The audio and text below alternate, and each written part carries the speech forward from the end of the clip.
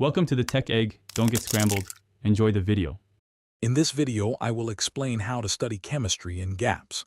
This easy method helps you make the most of short, available times throughout your day. Instead of waiting for long study blocks, you can tackle chemistry effectively in small bursts.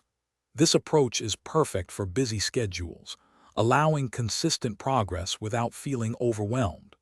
Let's dive into how to implement this strategy for better understanding and retention. To make your micro-learning effective, try using digital or physical flashcards for key terms and reactions. You can also watch short, focused videos, perhaps 5 minutes or less, to grasp a specific concept. During a 15-minute break, attempt 1 or 2 practice problems related to a topic you just reviewed. This active engagement, even in brief moments, significantly boosts your understanding and recall. Maximizing these short sessions means being strategic. Focus on high-yield topics that frequently appear in assessments. Dedicate 5 to 10 minutes at the start of a gap to quickly review material from the previous day, reinforcing what you've learned.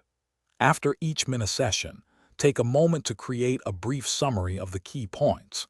This helps solidify the information and makes it easier to recall later. To sustain your progress, consolidate your small study sessions into a more comprehensive weekly review, perhaps 30 minutes long. This helps connect the dots between different concepts. Regularly track your progress to identify areas needing more focus.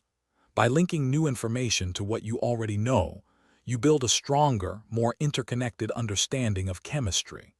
This consistent, flexible approach makes learning chemistry manageable and effective. Thanks for watching. Consider subscribing if I helped unscramble your problems.